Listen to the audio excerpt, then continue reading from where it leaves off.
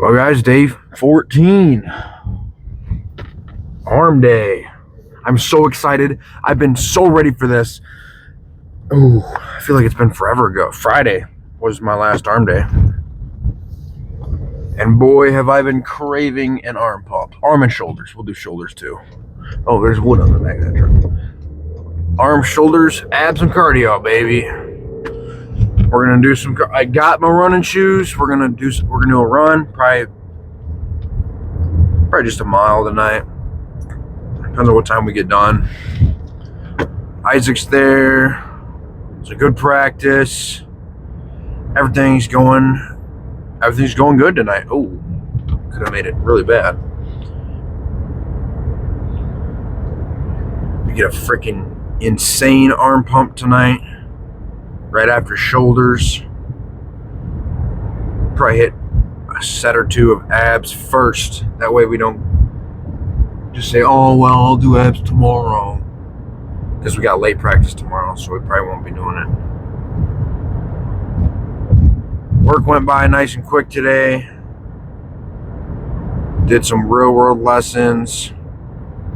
Learned about some mentality stuff that kind of enlightening, actually. Stuff like you're not going to become a billionaire and you're not going to become a millionaire in a month. You're not special. Which I know when you tell somebody they're not special, usually that comes out as derogatory, right? Like, dang, who are you to tell them they're not special? If you think about it, it helped me, and it should help you too. Because if you get it through your head that you're not special, it's gonna help you not slack and do the work that you have to do. Hey, whoa there, big boy. And do the work that you have to do. Don't take it as you're not special, so keep working your 9 to 5. Don't change anything. Just keep doing what you've been doing if you've been doing bad habits and stuff like that. Take it as you're not special, so you have to do just like everybody else who's in the. You're not special. You don't get to skip abs. Right? You don't have the genetics where you can skip abs. You're not special. You're not special. You're not just going to burn fat by sitting around. You're not special. You got to go do cardio. You got to eat right. So just a little bit of a message, I guess. We're going to do a regular arm shoulder day.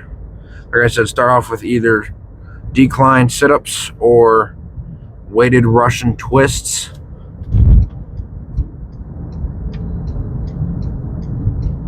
And then go into cable lateral raises.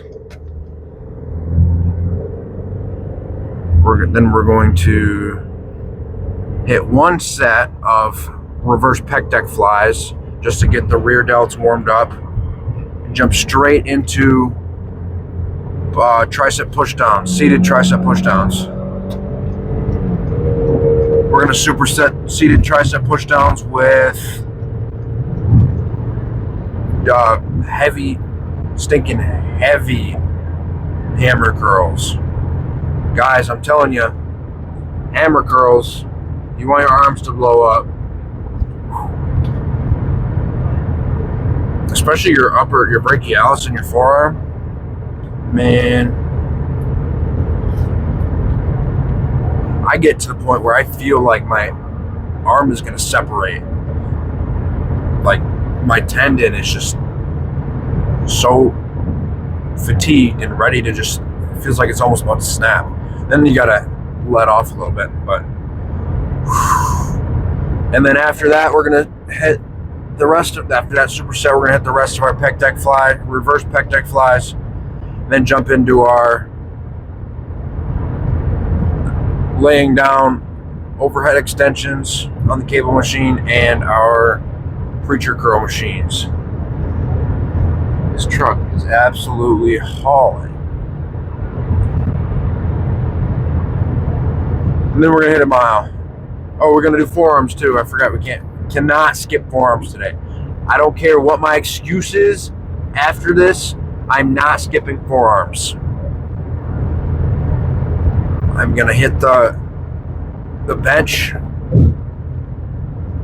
reverse curls, and I don't know if I'm gonna do the plate hammer curls, or those usually end up not working very well for me. So I think I'll just do the curls and then the reverse dumbbell curl slash raises, where you have your arm on the bench, you hold the dumbbell by the weight so that and then there's a lever, and then you just kind of curl it up like that. Those two combined, your forearms will be absolutely brick hard. Pause. But I'm serious. And then when you just get this pump from your shoulder all the way to your hands. Your arms are not almost sore, but they are almost sore. Sometimes you'll feel a little bit in your elbow, or in the inside of your elbow, and it feels good.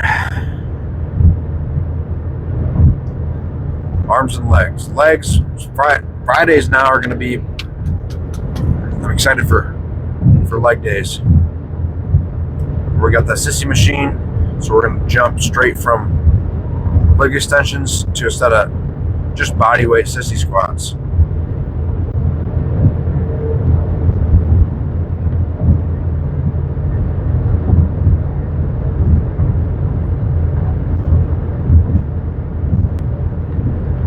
We're gonna calories. We're doing good today. Yesterday, we didn't do a very good job of tracking those. I was just about to go put them in, and it turned to midnight, so it was the next day. But sitting around 2,000 right now. Still got some more to go. Pre-workout meal. Didn't eat breakfast this morning. Woke up late. Went to school at lunch. I gotta stop doing that. Really do.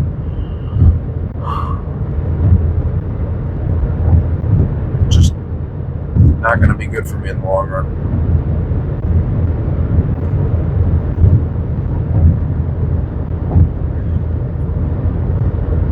Just thinking some more this tonight about the one about that plan, the loan and the houses, and I learned that if you put money into a house, obviously the value of the house goes up. But it depends on what you put in what you put money into. It can jump. It can be it can go up more in value than what you put into it. Like, for instance, if the roof is old and you put a roof in, cost you $3,000, the value of the house could go up $10,000. And then when you put the money into the house, you can do what's called a refinance. And the refinance, I have to do some more research, but what it sounds like,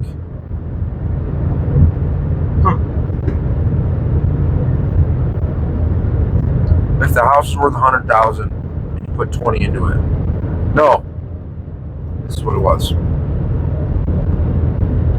If you put $20,000 equity into a house, a house that costs $100,000, so the bank's paying $80,000. You put $20,000 more in, repairs, whatnot. Now the house is worth $200,000. And you can go to the bank and get what's called a refinance. And now since the house is worth $200,000, you now have a loan of $140,000. And then you can go use that loan to go. Wait, that wouldn't make sense.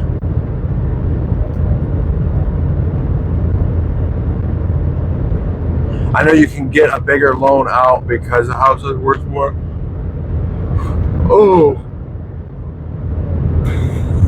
Because you're not paying the $200,000. You're only paying you only bought the house for $100,000, so you're only paying up to $100,000. But you now have $100,000 more or whatever that you can go and put into another asset and do the same thing. And as long as you have tenants paying off So you have renters that are paying off your loan and you're all set, right? You don't have to worry about it. You don't have to worry about, as long as the renters are paying for it. And then obviously you have to take into consideration vacancy, regular maintenance, stuff like that. Vacancy is a big one. If you don't have anybody to rent, obviously, you're just going to be paying for that house. But if you can pick a good market, get a renter with a good credit score, then you're all set. You're using that bank debt to get more bank debt, but more assets in your name. Right. So I saw this one TikTok. This guy was like $25 million in debt. He owned like 50 properties, and they were paying off his loans plus like $20,000 a month, which is what I'd like to get to. But I want to, like I was saying I have the two options. I can do the one and then trade, or I can just scale up. So instead of doing 25 houses, I've got 125 houses. Then bam, 60K or 80K a month, 100K a month. What was the math there? 25 times 5, yeah. So 100K a month. Just bam, like that. That's a lot. That's a ton of money. I might be $125,000 or $125 million in debt. But I have these assets, I have the equity, and they're paying themselves off, plus more. And then at that point, once I have 100K a month, I can go hire I don't know if accountants do it, but I can go hire somebody to manage that. Or I can hire multiple people to manage that. You have 25 houses, you have 25 houses, just to make sure the rent is being kept up, the records are being kept up, and the taxes. That way I can pay the tax at the end of the month. So after all that, yeah, if you have 4 guys working for you, $5,000 a month. I mean, you could go up almost even to $7,000 a month, and then you're minus 28, minus, but you still have 70K a month. And then you can go out and get 25 more houses, and bam, that's paid for. It's simple. It's risk. It's the right houses, because it's hard to find 150 houses in a good area that are for sale, 150 houses in a good area for sale that don't cost a lot to fix up.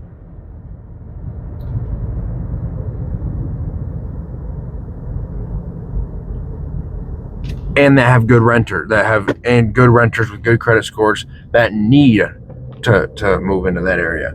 But things like Facebook Marketplace, eBay, that's a nice truck. Facebook Marketplace, eBay, Craigslist, not eBay, I don't think they put those on eBay, but Craigslist, Facebook Marketplace, Zillow, Realtor.com, all those are free advertising. And I can hire out an advertiser I don't know if you can actually do that with renting, or if it's only for sale as a whole, but we're going to do some more research, figure that out, and make a move. I don't want to, because if this doesn't work with the first house, I don't want to not have a full-time job where, oh no, I'm $100,000 in debt without a job, right? I want to at least have a job, that way in case something goes screwy, I can still pay for it. I'm not so far in the hole that I can't get out, you know what I'm saying? But we're at the gym. We made it here in record time, so we're just going to jump in, go get a freaking insane arm pump, see if we can get some clips. I don't know, the gym doesn't look too busy, but I don't like to, that girl's, oh no, that's like, I don't like to take videos with lots of people, but we're going to see if the gym thins out. So I'll see you guys after the workout. Well, guys, what is it, day 13 complete? It's cold out. Chilly. It's 40 degrees, so it's a good run. 1.3 miles. Took my brace off beforehand, and it seems to stop my hip from hurting so much, and my calf, and it seems like it stops me from overcompensating. But it's still, after 1.1 miles, my hip started hurting again. And I did one final sprint, and I was like, yeah, it was a good run. Did a couple laps, just a breeze. We did like a fast jog. Really, it was a slow sprint. After like 0.7 miles, we did one 0.2 mile stretch. Wait, no, 0.4 mile, something like that. Just stretch like that for a full 0.3 miles or whatever. Felt really good. Oh, it would have been like 0.3 miles. Felt real good. I was a little tired by the end of that lap, but wasn't anything too serious. Good day. I said it before I started running, but got everything that we wanted to do today. We got done. Yesterday we turned all our homework in. About to hit my calories. Got a run in. Did forearms, biceps, triceps, abs. About to hit a ice bath. Eat some more calories. It's been a good day. See, I'll put this clip in. A zoom in on my arm. It was just crazy. I do that so I know when I edit. I'll cut that black part out, that where I put my hand over. Then I know that there's something there that I gotta put in. Like, for instance, that video that I was gonna put in. And when I put my calorie, something smells still frosty in here. That way, when I put my calorie count in, I don't gotta go through and watch the whole thing. I just know where to put it in.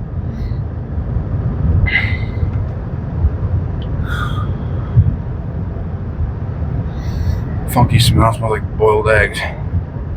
Next thing on the checklist is to get that sub sold. Probably take pictures of it tomorrow at school, in between practice and school. Yeah, it's a good idea actually. And then we're gonna clean this thing out. We got too much junk in the back, and it ends up in the back seat. Just takes up space. We don't want that.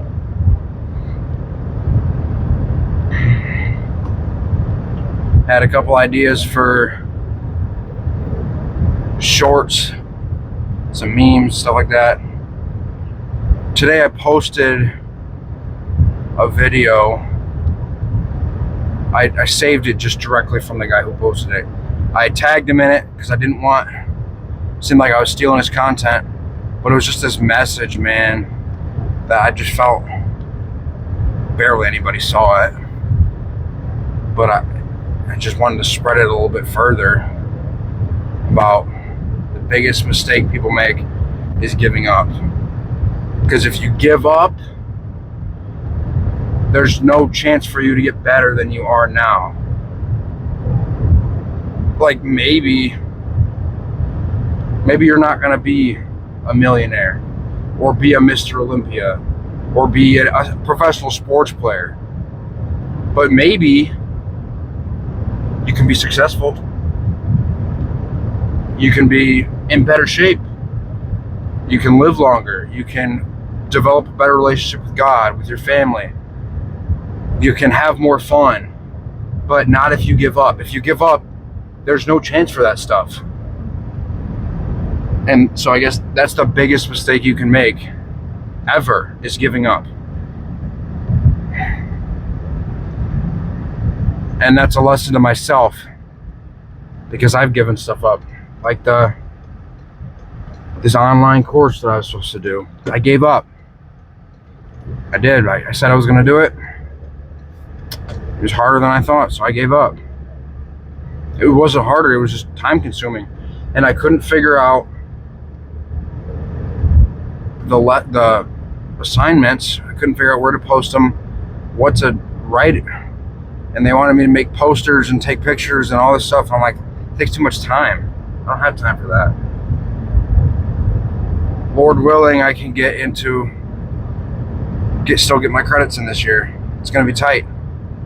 And I am not in the best relationship with my administrator right now. But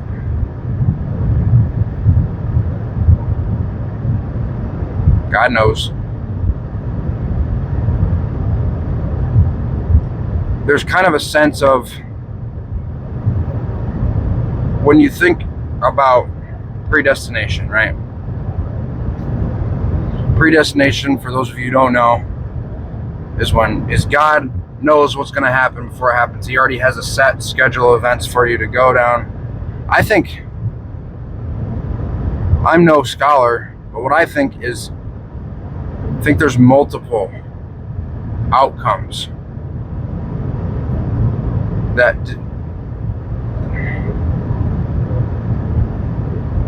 it's hard to wrap your mind around, really. To say that there's multiple outcomes that you decide, it takes away from God's all-knowingness. So I really don't know, but people say that, oh, well, if I start doing drugs, or if I stop going to church, it's okay, because that's a deer. That would have done some damage. That's okay because God will turn me back, because it's his plan. Or if he doesn't, then there's nothing I can do about it. I think there still should be a sense of wanting to do better and serve God more. That should be instilled in us. So to say that, oh, if I give up now, it's okay because either A, I wasn't meant to do anything more anyways, or if I was, God will get me down the road. And I think that's a false way to look at it. That's a poor way to look at it. We should be striving every day to be better for ourselves, for our family, friends, and for God, most importantly. My hip hurts.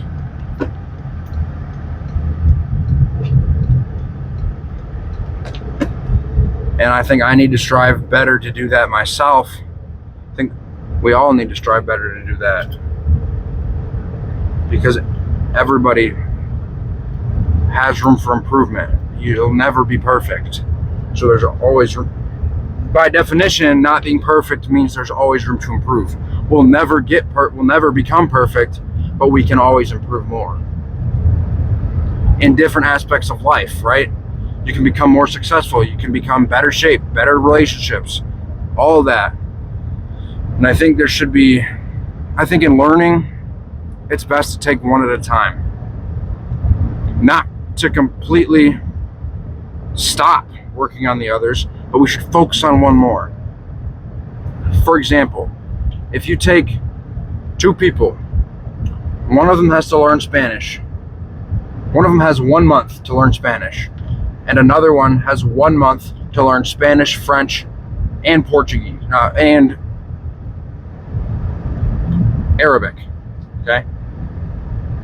Same amount of time, same time span, 1 month. The person who only has to learn Spanish is going to be more fluent in Spanish than the guy with 3 languages will be all together. So I think if the guy were to learn Spanish and just kind of keep up on his French and Arabic, not study them in depth, but just kind of in his spare time, Read a book on it. Write some stuff out. I'm not a language teacher, but he's not completely not learning those 2 other languages because there's chance to learn. But he's going to be more fluent if he works on one extremely hard. And so I'm kind of in the point where 2 of my things I'm working on, success and physical condition, are intertwining. Because healthy body, healthy mind. And I'm using stuff like that, using like the workout stuff to post these videos and whatnot. But enough said. All in all, good day. When I got there was a bunch of high schoolers. I say high schoolers, I'm in high school too. They go to the school by my house. They're all working out. They're curling with the Easy Bar. And this shorter dude, he played football. He's more jacked, bigger dude, 170 or something. They put 45s on the Easy Bar. So like, what is that? 115? Yeah, 115. And he did 6 cheater reps where he kind of like used his whole body. And all the other guys around him were like, oh, I could do better, or oh, I don't think I can do it. And they all tried it. One guy got one good strict curl, and they were just about to put it away. And I was itching. I was like, I don't want to like rub it in their face, but I also didn't know if I could do it or not. I went to go pick up these. I was like, hold on, guys. Let me try real quick. I got to try. Picked it up. I was like, oh, easy. This is lightweight, baby. 7, or I think I did 6. Just strict. No swing. Perfect curls. I was like, yeah, boy.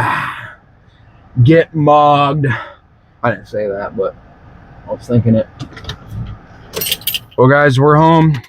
I got to eat. It's 10:15. I want to get in the ice bath and go to bed. So, see you guys later. This is day 12, taking an ice bath every single day for the next 100 days. It's a chilly 36 degrees Fahrenheit out tonight. And the water is almost freezing. We're going to do 2 minutes today. And like always, we're going to enjoy it. Timer set. We're going to do it.